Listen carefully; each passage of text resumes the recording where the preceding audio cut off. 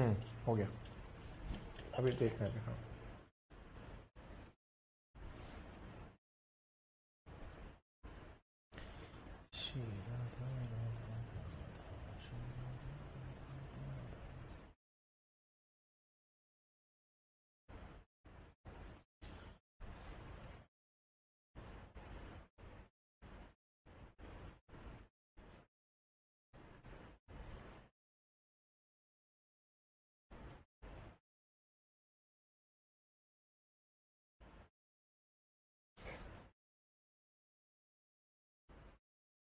नमस्कार साथियों, स्वागत है आप सभी का आरएनए बाय अंकित अवस्थी पर। मैं हूं अंकित अवस्थी। होपफुली आप सभी लोग बहुत अच्छे होंगे, स्वस्थ होंगे और आज इस क्लास को पढ़ने के लिए एकदम तत्परता के साथ तैयार होंगे।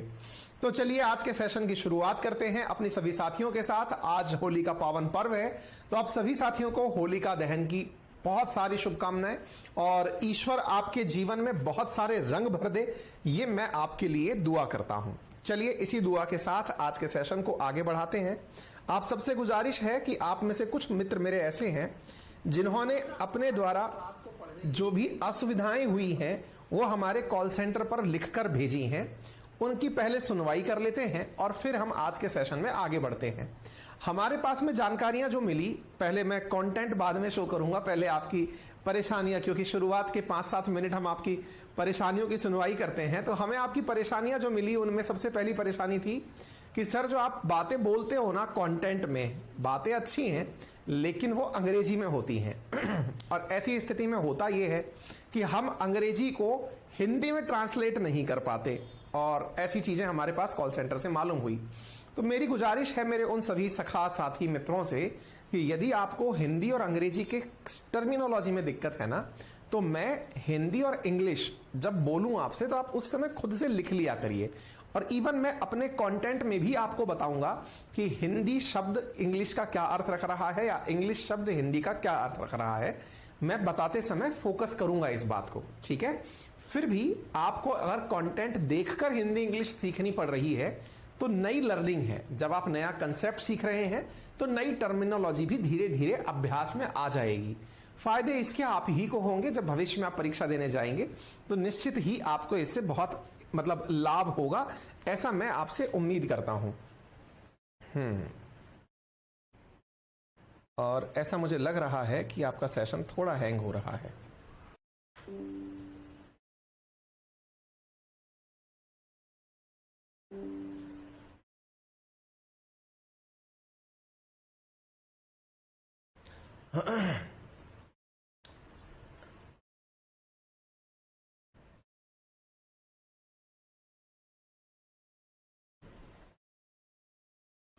बफर आ रहा है, मुझे पता है, क्योंकि मेरा OBS सिग्नेचर दे रहा है आपके वीडियो में बफर आने का। मुझे पता है वीडियो रुक रहा है, हैंग हो रहा है, बफर हो रहा है।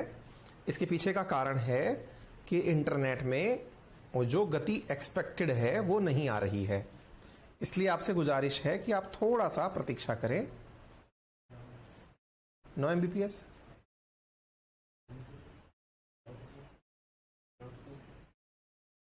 राउटर का फर्क पड़ता है क्या?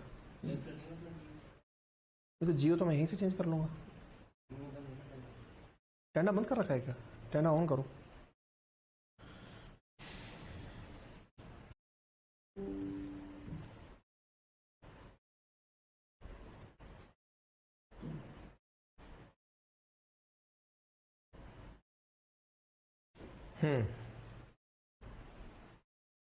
अब वापस से हम कनेक्ट हो पाए हैं क्योंकि हमने अपना सर्विस प्रोवाइडर पुनः पुराना वाला ही कर लिया है। आज असल में हमने आप लोगों के लिए, ताकि और सुविधाजनक तरीके से स्ट्रीमिंग हो, आज 100 Mbps डिलीवरी वाला वो लगवाया था, अपलोड स्पीड वाला, लेकिन अब वो 9 Mbps का अपलोड दिखा रहा है।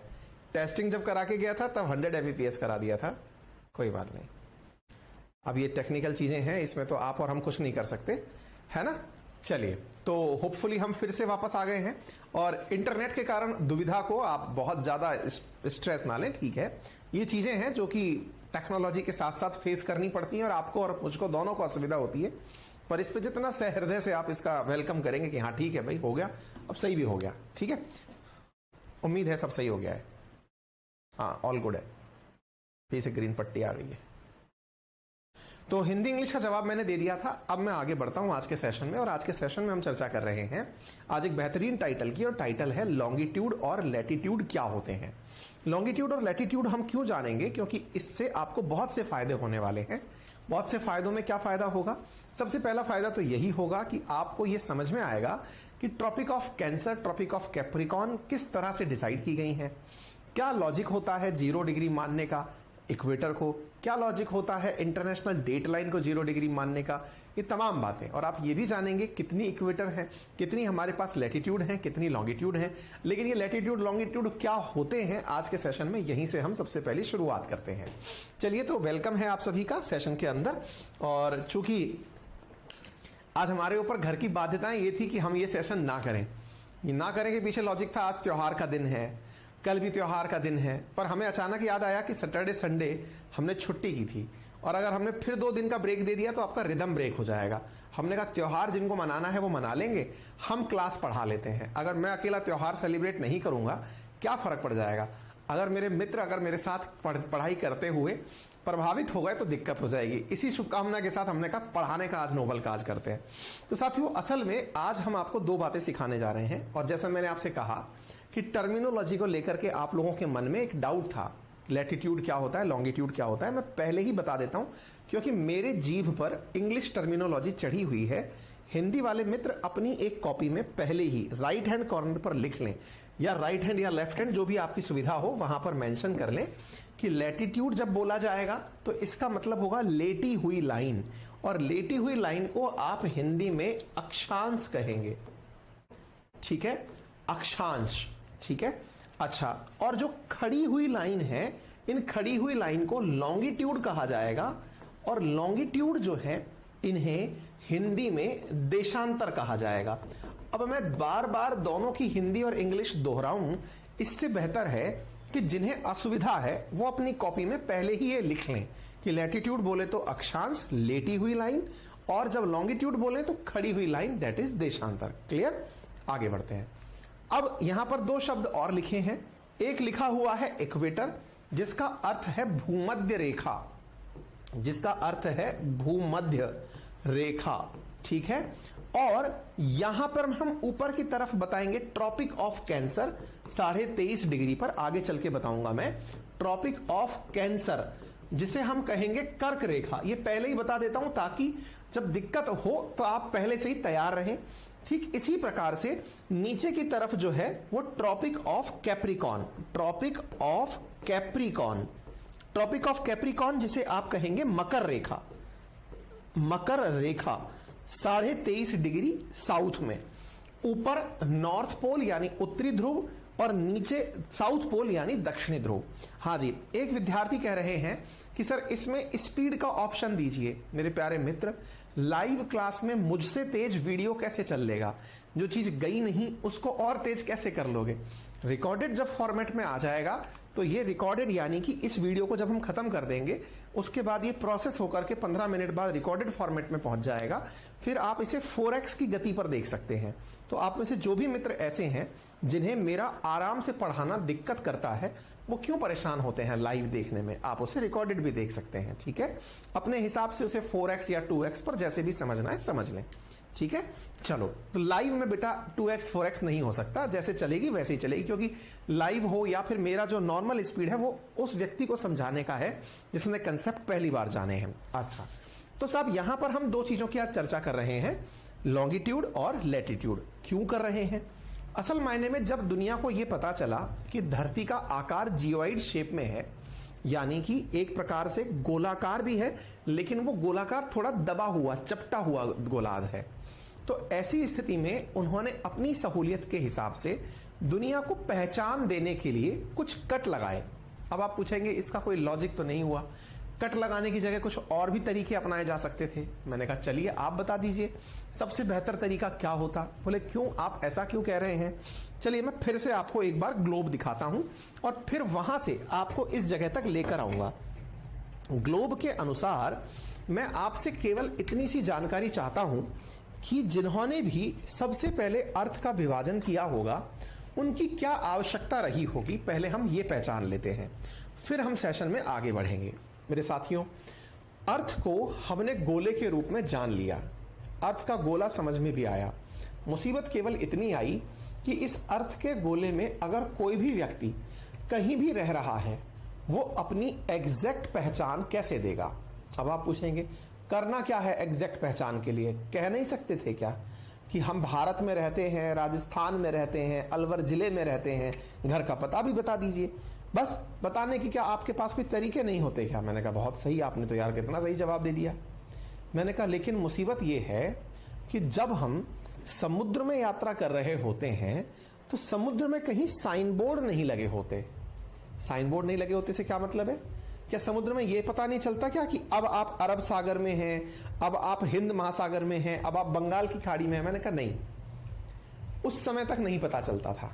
उस समय तक क्या, अगर मैं आपको नहीं बताऊं कि दिशा का ज्ञान कैसे करना है, आप नहीं पता लगा पाओगे। और तो छोड़ो, महासागर तो छोड़ो, अगर मैं किसी झील के बीचों बीच खड़ा करके चला आऊं तो आप किनारा ना ढूंढ पाए कि आपका घर किस तरफ है। और बोलिए, यानी दिशा का ज्ञान होना कितनी बड़ी आवश्यकता है, ये उस व्यक्ति से पूछिए जो एक ऐसे चौराहे पर खड़ा हो जिसके चारों तरफ कहीं जाने की दिशाएं ना लिखी हो।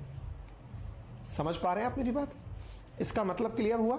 दिशाओं का ज्ञान जिन्हें ना होता हो, उनके लिए दिशाएं क्या महत्व रखती हैं, ये आपको स्वतः ही समझ में आना चाहिए। क्लियर है? बोले ठीक है सर, तो कहना क्या चाहते हो? मैंने कहा देखो, दिशाओं में ये देशांतर, अक्षांश, ये देने वाले लोग थे कौन? लॉन्गिट्यूड लैटिट्यूड देने वाले लोग थे कौन? बोले अंग्रेज थे। मैंने कहा दिया क्यों था उन्होंने इसलिए दिया था क्योंकि उन्हें व्यापारिक सुविधाओं के लिए अपने देशों से निकलकर हमारे देशों की यात्राएं करनी थी। एक बार के लिए सोचो, जब वास्को डिगामा इंडिया आया तो वो अपने साथ वालों को कैसे बता के जाएगा, या फिर दोबारा सेम उसी जगह आए, ये कैसे डिसाइड करेगा? बहुत बड़ी बात है ये। आप में से हो सकता है कि इस बात को अभी आप रियलाइज ना करो। हाँ भाई, अभिषेक तिवारी बहुत देर से साउंड साउंड साउंड साउंड चिल्ला रहे हैं। हाँ जी, एक सेकेंड।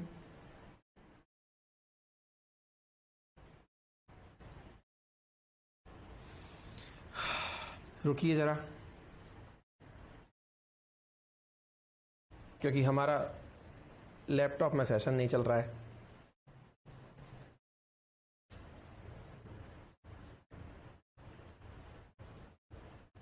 भाई, आप में से कुछ लोग अपना ध्यान आकर्षित करने के लिए भी कमेंट बॉक्स में कुछ टिप्पणियां लिख देते हैं। ऑल गुड आ रहा है ना?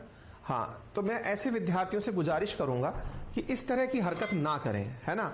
जब सब लोग सही से सुन रहे हैं, आप अपनी तरफ ध्यान आकर्षित करने के लिए, कई लोगों ने तो ये तरीका अपना लिया। अभी कल परसों हमारे YouTube सेशन पे भी ऐसा ही हुआ। लोग ये चेक करने के लिए कि सर लाइव है या नहीं, तो करें क्या, इनको कुछ परेशानी बताओ, देखते हैं कि उस पर रिएक्ट करेंगे या नहीं। बेटा, ये चीप टाइप हरकतें मत किया करो ना, बड़े बच्चे हो, समझदारों की तरह बिहेव किया करो, है ना? ध्यान बांटने का काम क्यों करते हो, है ना? सब कुछ क्लियर है? देखो इतने सारे बच्चों ने कमेंट बॉक्स में लिख दिया है। ऐसे मत किया करो, फ्लो टूटता है। आपका क्या क्या कर लोगे आप ये जान करके कि सर लाइव हैं कि रिकॉर्डेड हैं? लाइव रहूंगा तो भी मैं ही पढ़ाऊंगा, रिकॉर्डेड लाऊंगा तो भी मैं ही पढ़ाऊंगा। साउंड की प्रॉब्लम है तो अपनी ढेपी भी चेक कर लो बजा करके। ये मतलब खैर, फिर फ्लो तोड़ दिया आप लोगों ने। खैर, मैं आपसे केवल एक सिंपल सा प्रश्न पूछ रहा हूं, और प्रश्न ये है कि वास्को डिगामा इंडिया कब आया था? चलो कमेंट बॉक्स के अंदर आप एक जवाब दो, वास्को डिगामा इंडिया कब आया था?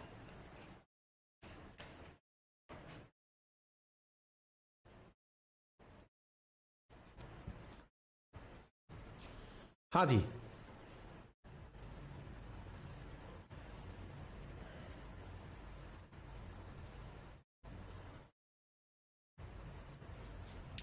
आंसर आने शुरू हो गए?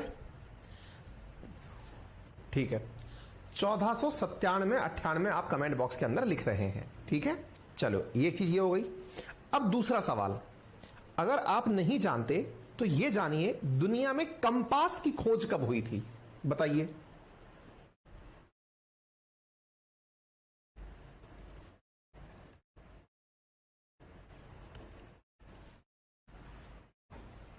ये चीजें क्यों आपको जानना जरूरी है? अगर जान जाएंगे तो बहुत सही है, अदरवाइज कोई मतलब नहीं है। मैं इसलिए बता रहा हूं क्योंकि आपको यह बात जानना अपने आप के लिए बहुत जरूरी है। कंपास क्यों बोल रहा हूं मैं? क्योंकि कंपास से असल में आप दिशाओं का पता लगाते हैं कि आप कौन सी दिशा में खड़े हैं, साउथ खड़े हैं कि नॉर्थ खड़े हैं।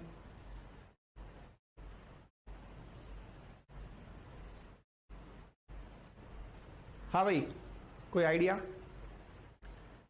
कोई भी आंसर नहीं आ रहा है। ये विद्यार्थी कह रहे सर थोड़ी साउंड बढ़ा लीजिए।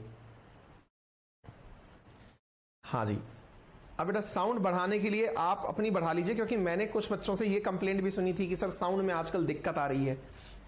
आप सबकी फरमाइश संगीत इतनी ज्यादा है ना, कईयों को लग रहा सर आवाज बहुत फटी हुई आ रही है।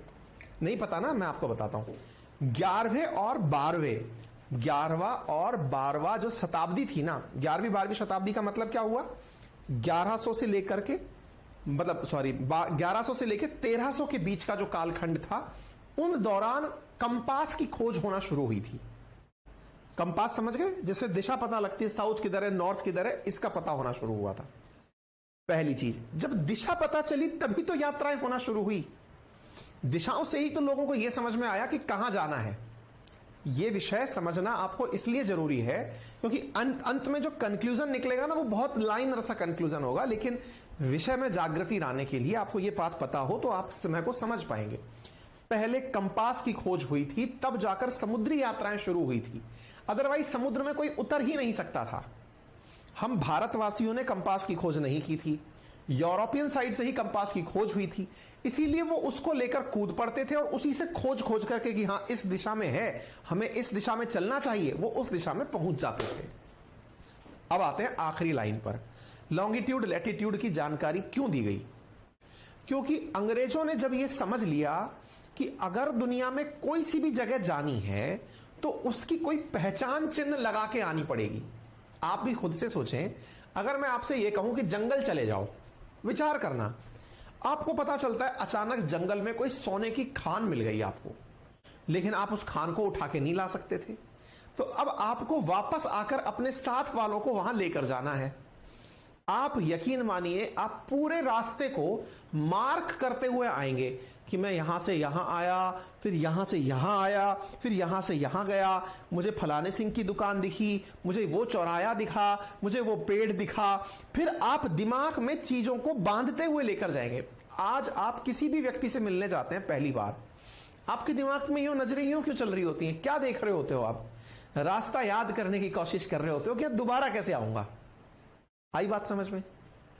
अब सोचो, समुद्र से किसी ने यात्रा की हो, कैसे जाएगा भाई वो अपनी डेस्टिनेशन पर? आ गई बात समझ में? इसके लिए जरूरी था दिशाओं का पता होना, और वो दिशाएं ऐसी हों कि वो किसी को भी बताई जाएं। ऐसा नहीं, एक फिल्म है 1 2 3, मेरा राइट कि आपका राइट, आपका लेफ्ट कि मेरा लेफ्ट, नहीं, यूनिवर्सली एक्सेप्टेड हो कि उत्तर ऊपर की तरफ होगा, दक्षिण नीचे की तरफ होगा, राइट हैंड साइड पर ईस्ट होगा, लेफ्ट हैंड साइड पर वेस्ट होगा, यूनिवर्सली एक्सेप्टेड हो। अब आई बात समझ में? यानी अक्षांश और देशांतर जितना सुनने में केवल लाइन लगती हैं, वो असल में लाइन नहीं है, वो आधार है इस दुनिया में यात्राओं का। अगर इस दुनिया से अक्षांश और देशांतर मिटा दिए जाएं, ये कंसेप्ट हटा दिया जाए, तो ना जाने कितने लोगों की मौत हो जाएंगी। आप कहेंगे पागल हो गए हो क्या, कैसे मौत हो जाएंगी? मैंने कहा भाई, मौत होने का अर्थ यह है कि यदि एक हवाई जहाज जो कि हवा में उड़ता है, जिसे नीचे कुछ नहीं दिखाई देता है, अगर उसको अक्षांश और देशांतर भुला दिए जाएं, तो वो जिंदगी में कभी लैंड नहीं हो सकता, वो एक्सीडेंट होकर ही मानेगा।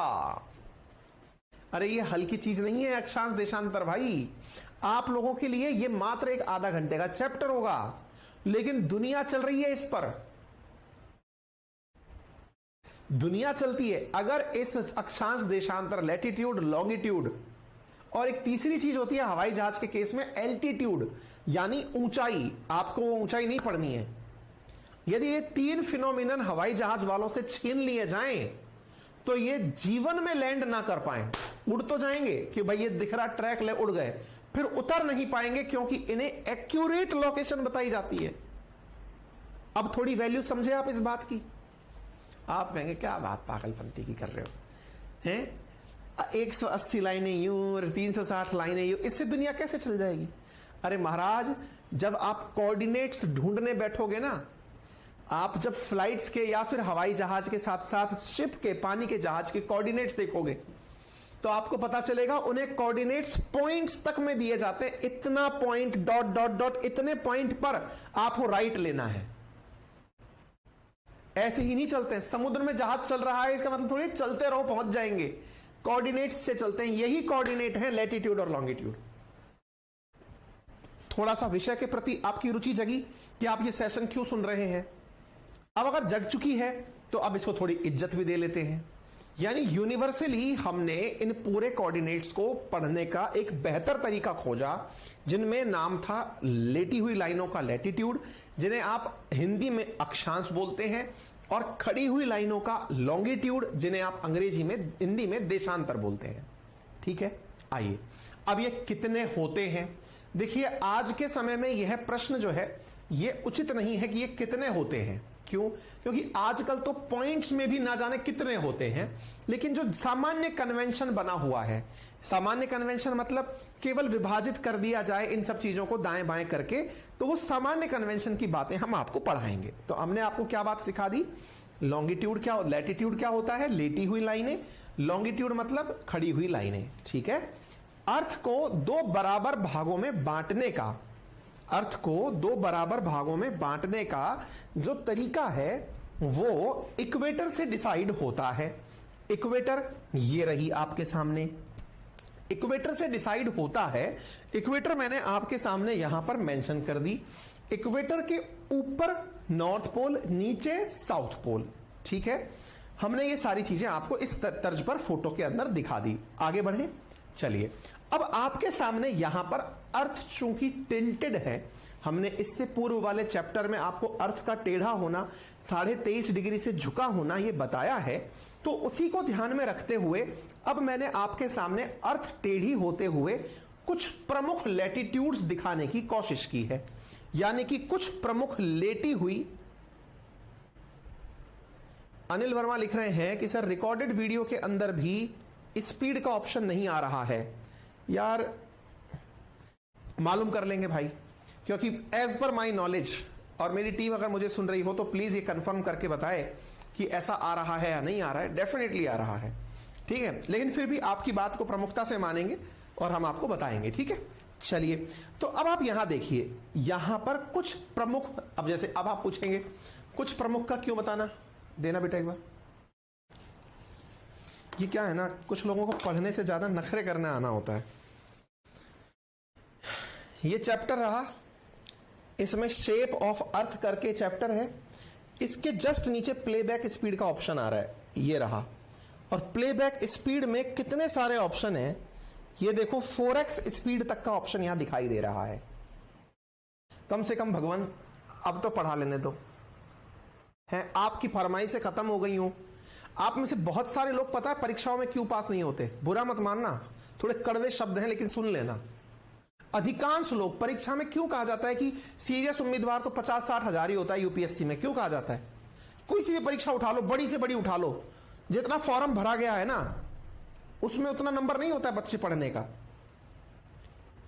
कारण है भाई, क्योंकि औरों को तो यही समझ में नहीं आती, लाइट नहीं आ रही मेरे हिसाब से, मेरा फैन नहीं चल रहा, मौसम खराब हो गया, मेरे पेट में दर्द हो गया, मेरे को मजा नहीं आ रहा, क्योंकि हम लोगों को सही मायने में वैल्यू ही नहीं है। अपने कहावत है, नाच न जाने आंगन टेढ़ा। हमको नहीं पढ़ना, हमको बहाने भरने हैं। और जो पढ़ने वाला बच्चा है ना, वो मूंद के पढ़ रहा है, वो बार बार यही चिल्ला रहा है, प्रभु आप तो पढ़ा दो यार, हम तो पढ़ने आए हैं। पर कुछ लोगों की वजह से अब मैं उनको इग्नोर कर दूं तो फिर हाय हाय के नारे लगाओगे, हमको इग्नोर कर दिया, हमको इग्नोर कर दिया। एक मरण थोड़ी है। अब सवाल बनता है कि इस अर्थ के ऊपर हमने ये जो जानकारी आपको दिखाई, इसमें कुछ प्रमुख लेटी हुई लाइनों का नाम बना दिया। कुछ प्रमुख लेटी हुई लाइनों का नाम बना दिया से क्या मतलब है, आप ऐसे समझो, जैसे आप में से बहुत से मेरे प्यारे साथी जब अपने आसपास के निकट शहर में जाते होंगे तो कुछ प्रमुख लैंडमार्क होते होंगे। लैंडमार्क बोले तो इतने किलोमीटर बाद जयपुर आएगा, इतने किलोमीटर बाद अजमेर आएगा, इतने किलोमीटर बाद कोटा आएगा, यानी डेस्टिनेशंस हैं। लेकिन हर किलोमीटर पे तो कोई शहर नहीं है ना। आपने दिमाग में जगह बिठा ली। ऐसे ही कुछ खासियत से लिपटी हुई कुछ रेखाएं बहुत ज्यादा मायने रखने लगी। वो कौन सी थी? एक रेखा जो लेटी हुई है वो तो हमने इक्वेटर बता दिया आपको। उससे ऊपर 23.5 डिग्री पर एक खास रेखा है। उसकी क्या खासियत है? खासियत यह है कि वहां तक मतलब अर्थ जब झुकती है तो वो अधिकतम ऊपर की वो रेखा है जहां पर सूर्य की रोशनी सीधी जाती है। इसी कारण से इस पर्टिकुलर रेखा को एक नाम दे दिया गया। क्या नाम दे दिया गया? इसे कर्क रेखा नाम दे दिया गया। क्या नाम दे दिया गया? कर्क रेखा। अंग्रेजी में क्या बोलते हैं? Tropic of cancer. ऐसे ही अर्थ जब हमने लास्ट चैप्टर्स में पढ़ाया है, आप नहीं चाहे तो उन्हें देख सकते हैं। अगर आप उन्हें यूं घूम करके देखें तो अर्थ का जो नीचे वाला हिस्सा सूरज के डायरेक्ट संपर्क में सामने आता है, उसकी भी खासियत यह है। यानी हमने ये जान लिया कि अर्थ जब सूरज के चारों तरफ रिवॉल्व कर रही होती है तो उसकी 2 लैटिट्यूड ऐसी खास होती हैं जो सूरज का सामना करती हैं। एक ट्रॉपिक ऑफ कैंसर के नाम से जानी जाती है, एक ट्रॉपिक ऑफ कैप्रिकॉर्न के नाम से जानी जाती है। ये हम सबने अच्छे से सीख लिया और समझ लिया। क्लियर? ये खास हैं। आप में से कई लोग ये सवाल पूछ सकते हैं, यार ये 23.5 नंबर कैसा होता है? न 13 ना मेरा 25 ही रख लेते। अरे और कुछ नहीं तो इवन नंबर रख लेते, 30 रख लेते, 40 रख लेते, 45 रख लेते। 90 का आधा 45 होता है, 23.5 ही क्यों रखा? क्योंकि अर्थ इतना घूमी हुई है, 23.5 पर टिल्ट है, यहीं तक सूरज की रोशनी सीधी जाती है, इसलिए उस खास जगह को कोई खास पहचान दे दी गई। आ गई बात समझ में? आप चाहें तो पुरानी क्लासेस को एक बार रिवाइज कर लें, 23.5 का लॉजिक समझ में आ जाएगा। इक्वेटर चूंकि बराबर बांटती है तो उसको खास जगह दे दी। ट्रॉपिक ऑफ कैंसर कर्क रेखा को खास जगह दे दी। ये नॉर्थ पोल में सूरज की किरणें यहीं तक अधिकतम सीधी जाती हैं। ठीक है, चलो 23.5 तो मैंने समझ लिया। फिर मैं 66.5 को इज्जत क्यों दूं? हाँ, ये बात सही है। आप में से एक रेखा आप लोग मुझे बताते हो 66.5 को वैल्यू दे। आप में से कुछ लोग पूछेंगे 3-4 क्यों लिखा हुआ है, 2-6 क्यों लिखा हुआ है? ज्यादा एक्यूरेट होने के चक्कर में कुछ ज्यादा बड़े वैज्ञानिक खोज पूरी कर देते हैं कि अर्थ मायने में 23.5 नहीं, हल्की सी थोड़ी ऊपर नीचे खिसकी हुई है। आप इन फिगर्स को इतना भी याद मत करना। आपके लिए 23.5 का मतलब 23.5 है, 66.5 का मतलब 66.5 है। इतना ही जान लो, रिसर्च नहीं करनी अपन को, है ना? अच्छा, अब सवाल बना 23.5 तो चलो समझ में आ गया सर, फिर 66.5 वाले को इतनी इज्जत क्यों दी? आपकी नजर में लेटी हुई जो रेखाएं हैं उनकी कोई वैल्यू है? हमने लेटी हुई इक्वेटर को वैल्यू दे ली क्योंकि अर्थ को वो 2 बराबर भागों में बांटती है। समझ में आ गया?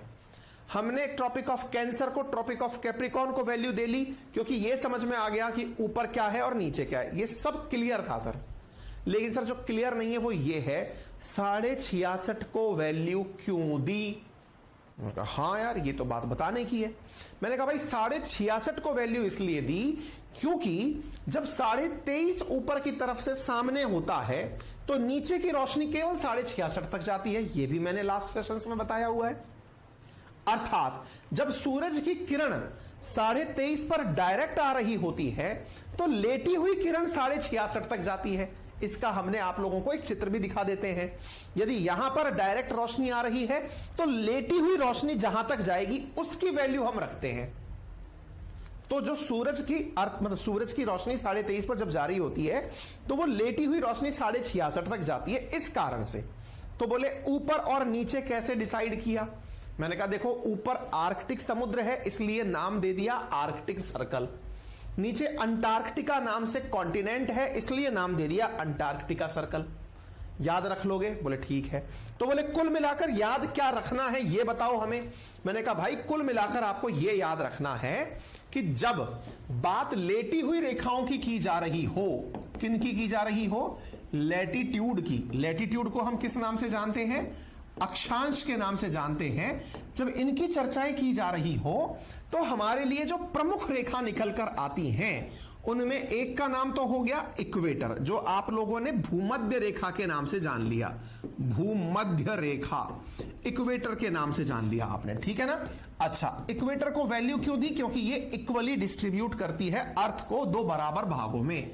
ये अर्थ है, इसको दो बराबर भागों में बांटती है, इसलिए इसे इक्वेटर या 0 डिग्री नाम दिया। इसके बाद दूसरी जो प्रमुख निकलकर आई, प्रमुख की बातें कर रहा हूं, बाकी कितनी होंगी वो भी बात करूंगा। प्रमुख की बात निकलकर आई कर्क रेखा। कर्क रेखा, कर्क रेखा का दूसरा नाम क्या था? कैंसर रेखा, ट्रॉपिक ऑफ कैंसर। कितने पर निकलकर आई? 23.5 नॉर्थ पर निकलकर आई। नॉर्थ क्या है? ऊपर का पोल। साउथ क्या है? नीचे का पोल। ठीक है साहब। तीसरी महत्वपूर्ण रेखा निकलकर आई ऊपर की तरफ, यहां पर मान लीजिए 23.5 ये रहा, 66.5 ये रहा, 66.5 पर। उसका नाम क्या था? क्योंकि नॉर्थ की तरफ एक समुद्र पाया जाता है जिसका नाम है आर्कटिक सी, तो उससे रिलेटेड। अब इस वजह से क्या होता है, कुछ लोग कंफ्यूज हो जाते हैं। जैसे अंटार्कटिका नाम से एक कॉन्टिनेंट है अर्थ में नीचे की तरफ, लोगों को लगता है आर्कटिक नाम से भी कोई कॉन्टिनेंट होगा, जबकि ऐसा नहीं है। तो मेरे प्यारे साथियों, आर्कटिक को ध्यान में रखकर इसके ऊपर का जो सर्कल बना उसका नाम है आर्कटिक, आर्कटिक रेखा या फिर आर्कटिक सर्कल। ठीक है साहब। ये कितने पर है? 66.5 पर। ओके, ये 66.5 क्या है? नॉर्थ है। 66.5 23.5 क्या है? डिग्री है। चलिए ठीक है। नंबर 4, अब ये तो हो गया आधे से ऊपर की बातें, अब नीचे की भी कर लो। नीचे की तरफ जो लाइनें हैं उनमें अब हमने जैसे यहां कर्क रेखा लिखी, ऐसे रेखा का नाम है मकर रेखा। मकर रेखा का दूसरा नाम क्या है? Tropic of capricorn. क्या नाम है? Tropic of capricorn, capricorn. ठीक है बेटा। ऐसे ही आखिरी लाइन नीचे की, ये रहा ट्रॉपिक ऑफ कैप्रिकॉन, 23.5 नॉर्थ की जगह अब ये हो गया साउथ। ये 23.5 नॉर्थ, ये 66.5 नॉर्थ, ये 23.5 साउथ। अब 66.5 ये रहा साउथ। ये नीचे की तरफ आखिरी रेखा कौन सी आ गई? Antarctica, Antarctica. ठीक है साहब। Antarctica circle, circle. क्लियर हो गया? उम्मीद है आप लोगों को यह बात समझ में। लिखना कुछ नहीं है, दोहराव के लिए मैंने यहां लिख दिया है। जो बातें गला फाड़ फाड़ के तस्वीर में दिखा रहा था वो यहां पर लिख दी। क्लियर आ गई बात है? सब लिखित में है, पूरा कंटेंट आपको as it is PDF format में क्लास पूर्ण होने के बाद इसी प्लेटफॉर्म पर इसी क्लास के साथ मिल जाएगा। सबसे अच्छा इलाज पता है इस धरती का क्या है? पेशेंस। और पेशेंस पूर्वक चीजों को एक्सप्लोर किया जाए तो मिल जाती हैं। आजकल के जो बच्चे हैं ना, जो पैदा हुए हैं 1990 के बाद, वो पैम्पर्ड चाइल्ड हैं। पैम्पर्ड का मतलब उनकी बहुत परवरिश हुई है, माँ बाप ने उन्हें बहुत पुचकार के बड़ा किया है। उससे क्या हुआ? वो हर चीज ढूंढने की जगह चिल्लाते हैं, ये कहां है?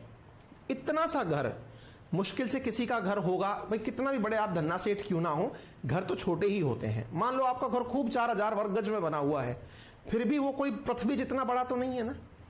उसमें भी निश्चित जगह है सोने की, खाने की, पीने की। फिर भी हमारी आदत क्या होती है? जैसे ही कोई सामान नहीं मिला, मम्मी मेरी पैंट कहां है? फिर मम्मी आवाज देती है, मैंने पहन रखी है। मतलब समझ में आ रही है? यानी अपने व्यवहार के अंदर, क्योंकि आपको इतना पाल पोस के लाड़ पार से बड़ा किया गया है, ये 90s के किड्स की प्रॉब्लम है। क्योंकि इस समय की जो मतलब जो वो थी ना, जनता थी, पेरेंट्स थे, वो थोड़े पैसे वाले हो गए थे, तो उन्होंने अपने बच्चों को एकदम लाला बना के पैदा किया। लाला या लाली हो गए, पापा के परी और पापा के राजकुमार हो गए। अब दिक्कत ये हो गई कि वो जो ये जो लोग हैं ना, इनके साथ मुसीबत हो गई। ये कुछ भी पेशेंस के साथ नहीं कर पाते। अगर आप भी आज के इस एप्लीकेशन को इस तरह से खोजें कि इसमें कहां चीज क्या मिलेगी, सब चीज पता चल जाएगी। इस एप्लीकेशन पे बहुत सारी चीजें हम लोग डालने वाले हैं, ऑलरेडी डल चुकी हैं। थोड़ा पेशेंस के साथ एक्सप्लोर करिएगा, मिल जाएंगी। ठीक है, आगे बढ़े। चलिए अब हम थोड़ा आगे बढ़ते हैं। अब ये जो चीजें हैं जो हमने आपको यहां बताई, इनसे क्या अर्थ निकालें हम? अब यहां से आगे एक सवाल पूछता हूं आपसे, अब आप उसकी तरफ बढ़िए। मैं आपसे पूछ रहा हूं, बताइए अर्थ पर कुल कितनी रेखाएं लैटिट्यूड के नाम पर खींची गई हैं? सवाल बड़ा स्पष्ट है। कुल कितनी रेखाएं खींची गई हैं का मतलब यह नहीं है कि सर मेरा घर इक्वेटर पर है, अच्छा, या फिर मेरा घर ट्रॉपिक ऑफ कैंसर पर है, तो जिनके घर पे, चलो पहले तो मुझे यही बता दो कमेंट बॉक्स में आंसर करके, जैसे हमारे राजस्थान में एक जगह से ट्रॉपिक ऑफ कैंसर गुजरती है, बताओ वो ट्रॉपिक ऑफ कैंसर लोहे के केबल से बनाई गई लाइन है या प्लास्टिक के पाइप से बनाई हुई लाइन है? मतलब कैसे बनाई हुई है वो ट्रॉपिक ऑफ कैंसर जो बनाई हुई है, कर्क रेखा जो राजस्थान से भी होकर गुजरती है ना, मतलब राजस्थान के बांसवाड़ा जिले से होकर गुजरती है, बताइए वो किस तरह से बनी हुई है ट्रॉपिक ऑफ कैंसर? मतलब बारबंदी कर रखी है, तार लगा रखे हैं लोहे के, या फिर पाइप डाल रखे हैं जैसे कि डाटा केबल डलती है, ऐसे कर रखा है, क्या कर रखा है?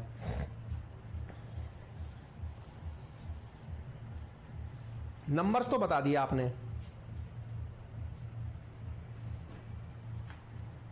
एक बालक पूछ रहा है सर पृथ्वी के झुकाव का क्या कारण है?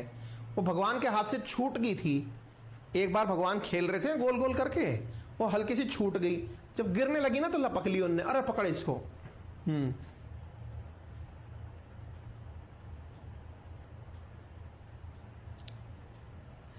इमेजिनरी है, इमेजिनरी है का मतलब इमेजिनेशंस में है, ये ना लोहे के पाइप में डल रही है ना प्लास्टिक के पाइप में डल रही है।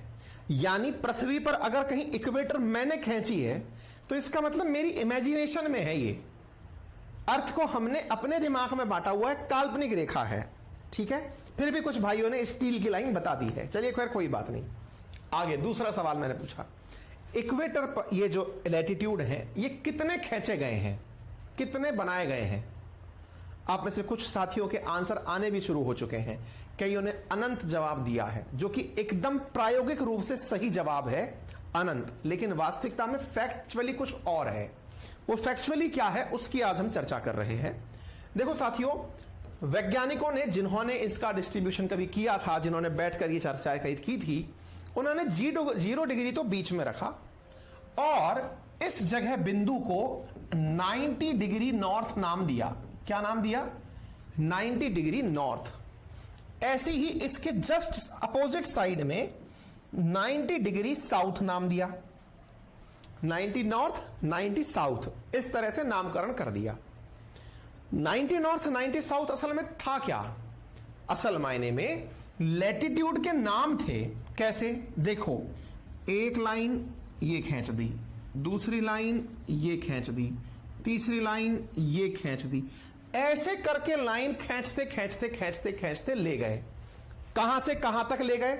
इधर देखिए, 1 2 3 4 5 6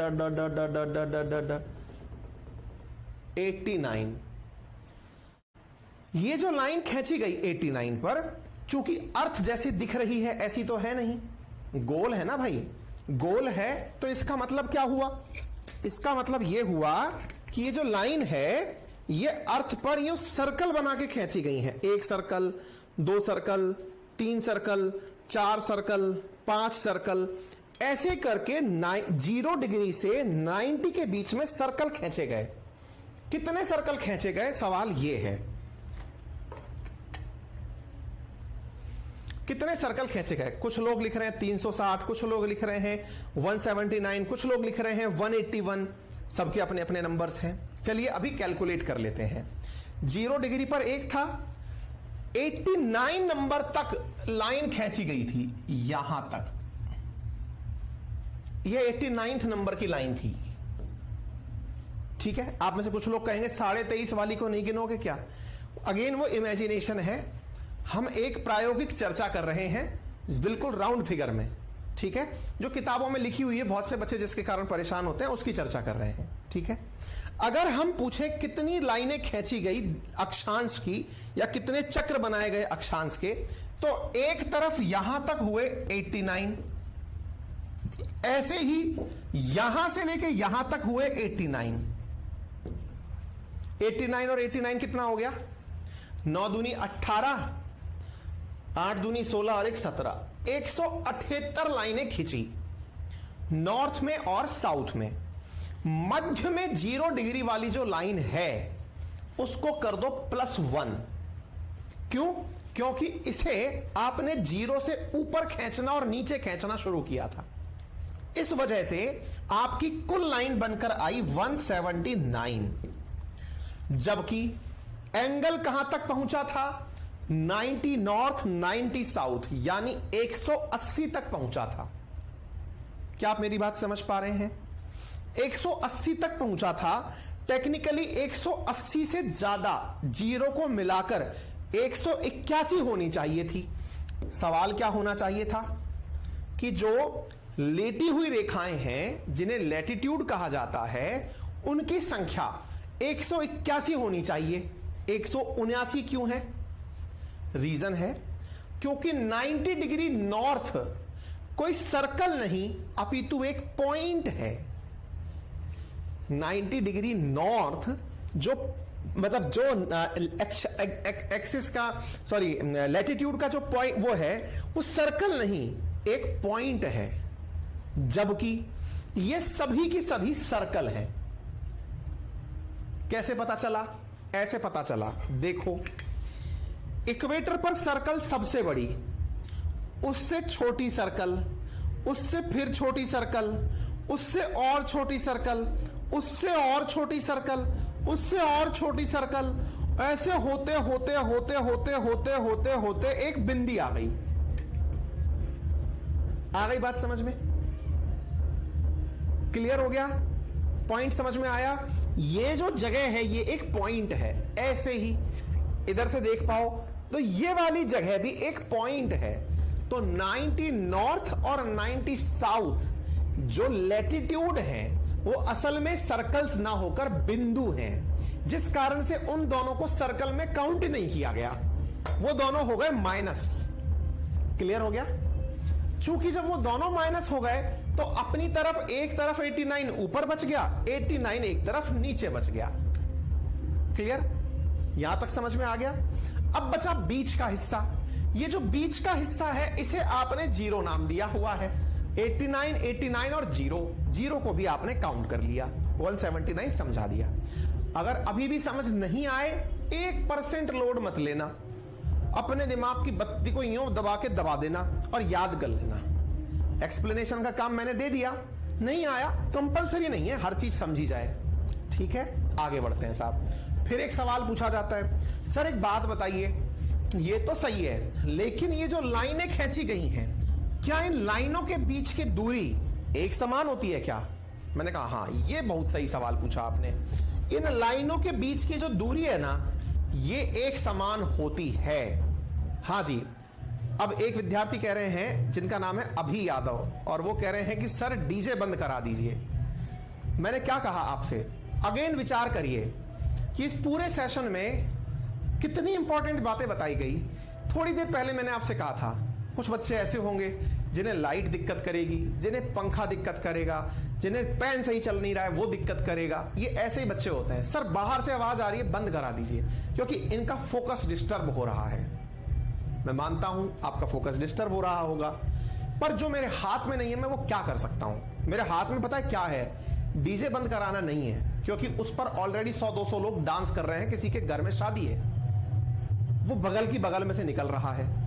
मैं कर क्या सकता हूं? अपनी क्लास बंद कर दूं। तो बेहतर विकल्प क्या है हमारे पास? मेरी क्लास बंद करूं या उसका डीजे बंद कराऊं, या तीसरा जो चल रहा है चलने दूं और क्लास लेता रहूं? कॉल आपका है, कमेंट में बता दीजिए, है ना? आगे आओ। अब पॉइंट क्या है?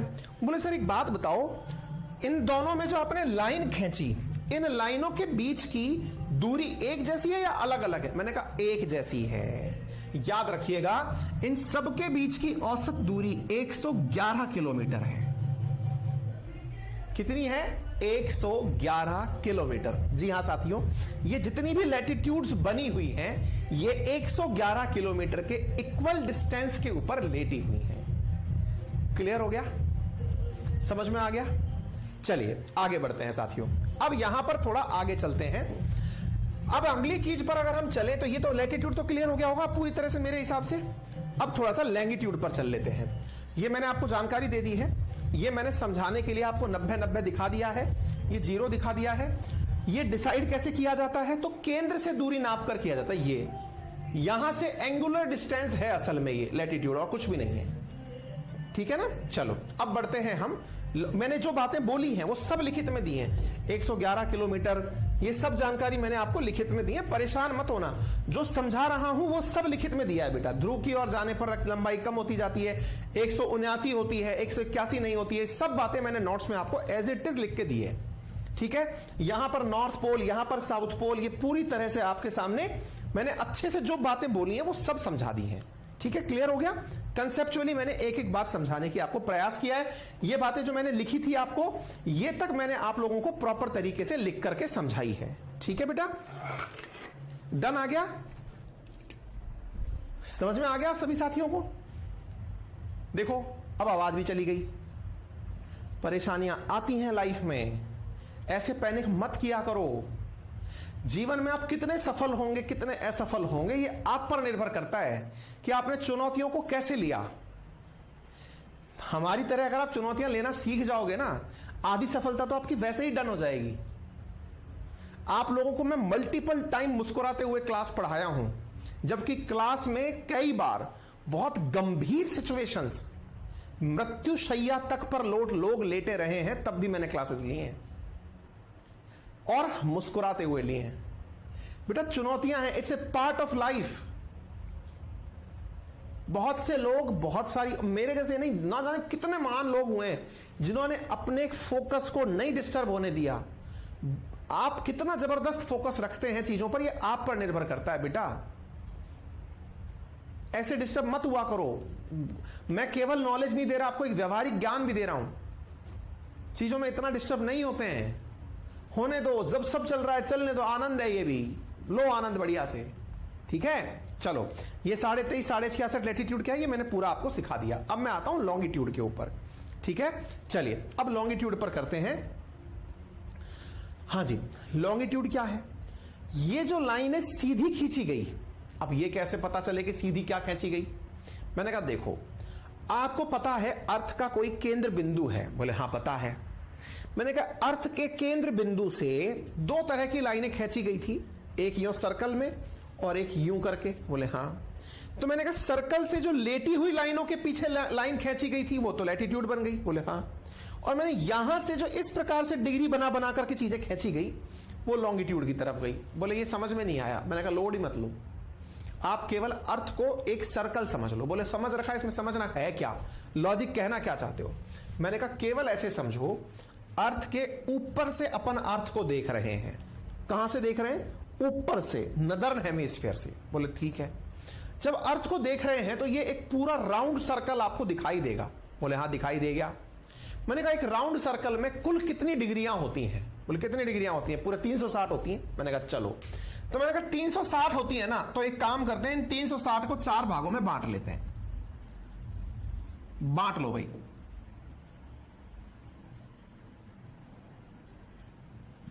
बढ़ गया, ठीक है।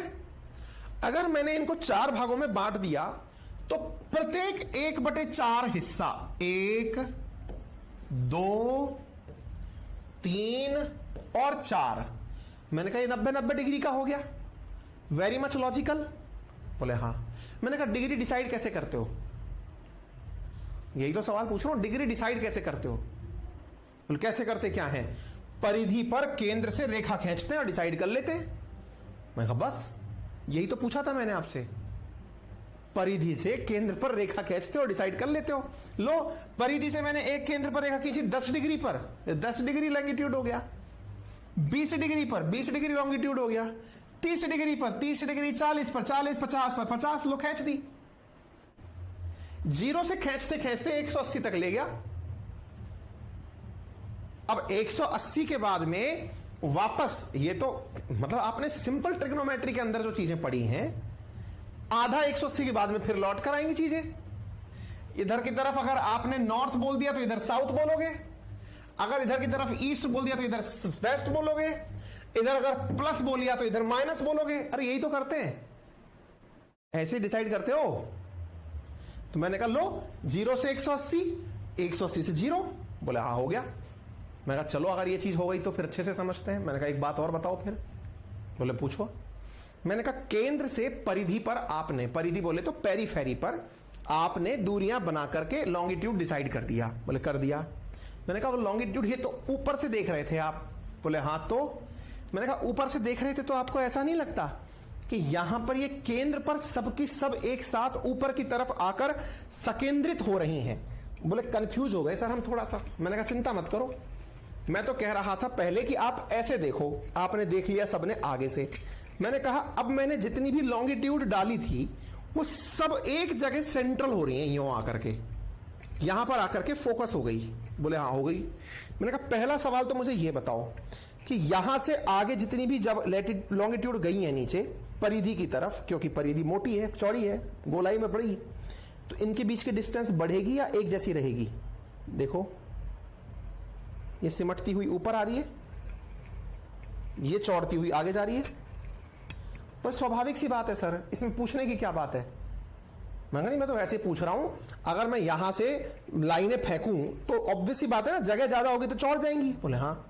तो मैंने कहा अगर मैं आपसे यह सवाल पूछ लूं कि लॉन्गिट्यूड्स के बीच की जो डिस्टेंस होती है, एक लॉन्गिट्यूड से दूसरे लॉन्गिट्यूड की जो बीच की डिस्टेंस होती है, वो नॉर्थ पोल से लेकर साउथ पोल के बीच में एक समान रहती है या कम ज्यादा हो जाती है? बोले सर कम ज्यादा हो जाती है। मैंने कहा यार आपने लेकिन लैटिट्यूड के केस में तो 111 नपा दिया था। तो बोले सर 111 इसलिए नपा दिया था क्योंकि वो सर्कल्स थे, एक सर्कल, दो सर्कल, तीन सर्कल इक्वल डिस्टेंस पर बनाए गए थे, तो वो तो फिक्स होने थे। यहां सर्कल नहीं है ना सर, यहां ऊपर से नीचे तक की लाइनें हैं जो कि जब इक्वेटर तक पहुंचती हैं तब चौड़ जा रही हैं। मैंने कहा ओके है। बोले हाँ बस यही तो है। यानी देशांतरों के बीच में दूरियां एक समान नहीं होती। क्लियर? नहीं भी हो तो इस बात को रट लेना। दूसरी बात, यदि सर इन दोनों के बीच की दूरियों के बारे में कोई जानकारी मांगे तो क्या देनी है? यह देनी है कि इक्वेटर पर इनके बीच की दूरियां बढ़ती हैं और इक्वेटर से पोल की तरफ आते हैं तो इनकी बीच की दूरियां कम हो जाती हैं। बहुत बड़ा रॉकेट साइंस नहीं है। हर चीज मैं आपको हलवा बना के खिलाऊं, इसके लिए थोड़ा सा दिमाग आप अपना भी जोर दे लें, ये चीज क्लियर हो जाएगी। क्लियर हो गया? अब सवाल बनता है कि सर अगर हम इस ग्लोब को पूरी तरह बोर्ड पर चपटा करके चिपका दें, यानी कि इस तरह से प्लेन करके चिपका दें। अच्छा चलो एक बात कमेंट बॉक्स में थोड़ी सी मेरी तारीफ में लिख दो यार, मुझे खुश कर दो। ये जो कंटेंट्स हम आपको देते हैं किस लेवल के हैं, कैसा फीलिंग आ रही है आपको? हाँ कुछ लोगों को हो सकता है अरे अभी तो पहला दिन है इसलिए अच्छा दिखा रहे हो। बेटा मैं तो एडवांस में फीस लिया हूं आपसे। मैं अच्छा तो तब दिखाता जब आप फीस बाद में देते। मैं एडवांस में फीस ले चुका हूं। मैं फीस लेने के बावजूद भी अच्छा कंटेंट दे रहा हूं। फीलिंग कैसी आ रही है बस ये बताओ। यानी मैं अगर ये पूछूं कि आपका सेटिस्फेक्शन क्या है इस कंटेंट के साथ, जो आपको इमेजेस दी जा रही हैं, जो आपको कंटेंट का प्रेजेंटेशन दिया जा रहा है, कुछ अच्छा लग रहा है? हाँ एक चीज जरूर लग रही होगी, मैं अपनी तरफ से पहले ही बता देता हूं, सर धीरे बहुत चल रहा है। धीरे चल रहा है तभी तो मैंने कहा ना बेटा 6 महीना तो मिनिमम लगेगा, मिनिमम, तभी कोर्स की वैलिडिटी 1 साल दी है। बहुत अच्छा लग रहा है, मस्त लग रहा है। मेरी इस क्लास को केवल आप इस तरह से पढ़ें कि जीवन में एक बार अगर ये टाइम निकालकर सर के साथ दे दिया, मैं आपको यह जरूर कहूंगा कि आप जीवन भर इस 1 साल को नहीं भूलेंगे।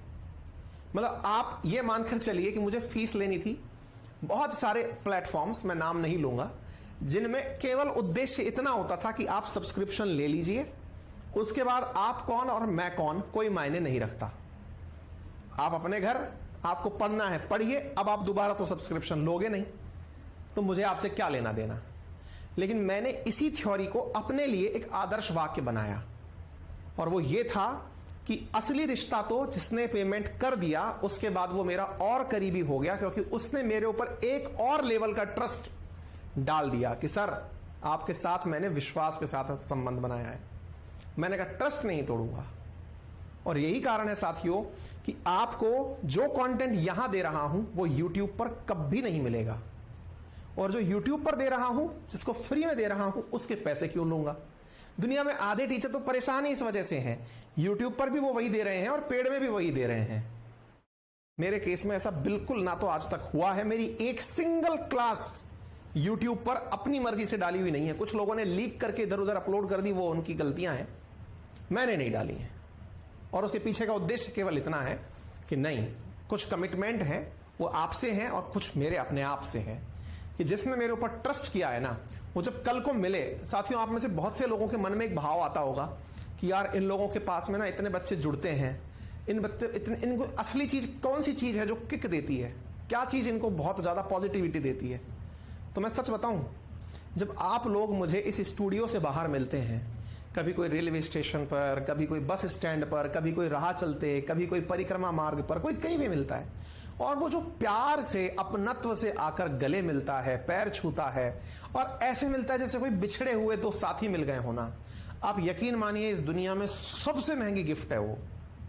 उसकी वैल्यू आप रोकड़े में नहीं नाप सकते, वो मिलता है। ये असली हमारा किक है। अब इसको आप कभी खुद समझेंगे जब आपको इतना प्यार मिलेगा। मुझे बहुत मिला है ना। तो अब हम चर्चा करते हैं इससे आगे, देशांतर का उपयोग क्या है। मेरे प्यारे साथियों, देशांतर को मैंने आपसे कहा एक बार के लिए आपने ग्लोब को गोल गोल देखा है। चलिए एक काम करते हैं, ग्लोब को चपटा करके शीट पर फैला देते हैं। ठीक है, शीट पर फैला देते हैं तो ये कुछ इस प्रकार से दिखाई दिया। देखो बेटा, इसमें ना हल्का सा इंडिया के मैप के साथ दिक्कत है। मुझे और कोई अच्छा मैप मिल नहीं रहा था, मैं मैप को करेक्ट कर देता हूं, ठीक है ना। मुझे यही मैप मिला इंटरनेशनली, मैंने ये ले लिया। अब मैंने इस मैप को शीट पर फैला दिया। ये क्यों किया मैंने आपको बताने के लिए किया। असल में बच्चों हुआ ये है कि इस मैप में ये जो लाइन आपको दिख रही है 0 डिग्री, ये अंग्रेजों ने अपनी सहूलियत से ग्रीनविच से होती हुई निकाली थी, इसीलिए इसे ग्रीनविच मेरिडियन कहते हैं। ये ग्रीनविच मेरिडियन यहां से निकलती हुई, यूके से निकलती हुई, फ्रांस, स्पेन, अल्जीरिया और इन देशों से होते हुए यूं पार हो गई। कौन कौन से देश से पार हुई, चलिए मैं आपको दिखा देता हूं। ये देश है जिनसे होकर के ये लाइन गुजरी। कौन सी? 0 डिग्री लॉन्गिट्यूड। कहां कहां से गुजरी? यूके से, फ्रांस से, स्पेन से, अल्जीरिया से, माली से, बुर्किना फासो से, टोगो से और घाना से। ये 0 डिग्री प्राइम मेरिडियन इन देशों से होकर गुजरी है। याद कर लेंगे आप इन देशों को, यूके, फ्रांस, स्पेन, अल्जीरिया, माली, बुर्किना फासो, घाना, टोगो और फिर एंड में अंटार्कटिका तक पहुंच गई। ठीक है बेटा, याद कर लोगे। ये क्या है? 0 डिग्री लॉन्गिट्यूड। ऐसे ही मैं कल के सेशन में आपको और कुछ चीजें याद कराऊंगा। वो क्या याद कराएंगे? ट्रॉपिक ऑफ कैप्रिकॉन कहां से गुजरी, ट्रॉपिक ऑफ कैंसर कहां से गुजरी, ट्रॉपिक ऑन इक्वेटर कहां से गुजरी। ये कल के सेशन में हम लोग याद करेंगे। आज के लिए इतना ही। थोड़ी असुविधाएं हुई हैं आज के सेशन में, उसके लिए हम क्षमा प्रार्थी हैं। शुरुआत में नेट की और बाद में म्यूजिक सिस्टम की, लेकिन आपसे उम्मीद करते हैं कि आप थोड़ा खुद से पढ़ के आएंगे और फिर हम आगे मिलेंगे। ये कंटेंट मैं आपके लिए अपडेट करा रहा हूं। ठीक है, थैंक यू सो मच। अपना ख्याल रखें। शुभ रात्रि।